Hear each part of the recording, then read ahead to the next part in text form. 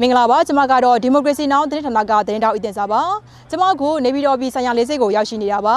တရုတ်သမ္မတရှီကျင်းပရဲ့ဖိတ်ကြားမှုကြောင့်တရုတ်နိုင်ငံကို9ရက်ကြာနိုင်ငံတော်အစဉ်ချစ်ကြည်ရေးခီးစဉ်တက်ရောက်ခဲ့တဲ့သမ္မတကြီးဦးမင်းအောင်လှိုင်ဟာဒီကနေ့ဇွန်လ19ရက်နေ့မှာတရုတ်နိုင်ငံဟန်ကျွန်းလေးစိတ်ကနေနေပြည်တော်လေးစိတ်ကိုအထူးလေယာဉ်နဲ့ရောက်ရှိနေပြီဖြစ်ပါတယ်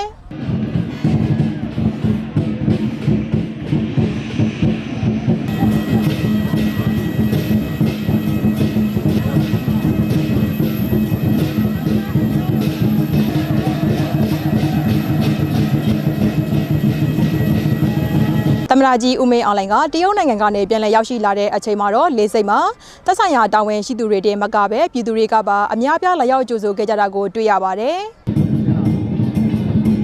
အဲဒီလိုကြိုဆိုတဲ့နေရာမှာတရုတ်ရိုးရာအကတွေကျောင်းသားကျောင်းသူတွေရဲ့အကတွေမြန်မာရိုးရာအိုးစီပုံမှန်အဖွဲ့တွေကပြပြပါကပြဖျော်ဖြေခဲ့ကြသလိုတိုင်းရင်းသားရိုးရာအကအလှမျိုးစုံနဲ့တောင်းတောင်းပြဂုဏ်ပြုကြိုဆိုခဲ့ကြပါတယ်။ဒီခီးစဉ်အတွင်းမှာသမ္မတကြီးဦးမင်းအောင်လှိုင်နဲ့တရုတ်သမ္မတရှီကျင်းပင်တို့ဟာမဟာမဲခေါင်နယ်စပ်ကုန်သွယ်ရေးအပါအဝင်မြန်မာတရုတ်နယ်လည်မှုစကြဝဠာနဲ့သဘောတူစကြဝဠာစစ်ကိုလက်မှတ်ရေးထိုးခဲ့ပါတယ်။နှစ်ဖက်လုံးကတော့ရဝန်းနဲ့ပိုလန်မှာပူးပေါင်းဆောင်ရွက်ရေးအစီအစဉ်ကိုတမတ်ချင်အတွင်းပြီးစီအောင်လုပ်ပြီးလက်မှတ်ရေးထိုးဖို့အဆင်သင့်ရှိနေကြတာပါ။ဒါတင်မကပဲတရုတ်မြန်မာစီးပွားရေးစဉ္ညာကိစ္စအပါအဝင်ကြောက်ဖြူရည်နဲ့စိတ်ကနဲ့မန်းလေးမှုစရထားလန်လို့အဓိကစီမံကိန်းတွေကိုလည်းရတက်မသွားစေပဲပုံမှန်အတိုင်းအရှင်အဟုန်နဲ့ဆက်လုပ်သွားဖို့သဘောတူညီခဲ့ကြပါတယ်။အခုခီးစဉ်ဟာနှစ်နိုင်ငံလုံးအတွက်အကျိုးရှိပြီးအောင်မြင်တဲ့ခီးစဉ်ဖြစ်တယ်လို့သမ္မတကြီးဦးမင်းအောင်လှိုင်ကပြောကြားခဲ့ပါတယ်။ကျွန်တော်တို့ Democracy Now သတင်းဌာနအနေနဲ့နောက်ဆုံးရသတင်းတွေကိုအချိန်နဲ့တပြေးညီတင်ဆက်ပေးသွားမှာပါ။ Democracy Now သတင်းဌာနရဲ့သတင်းတွေကို TikTok, Telegram, YouTube နဲ့ Facebook တို့မှာကြည့်ရှုအားပေးနိုင်ပါတယ်။အားလုံးပဲစိတ်ချမ်းသာခြင်းကိုယ်ကျန်းမာခြင်းနဲ့ပြည့်စုံကြပါစေရှင်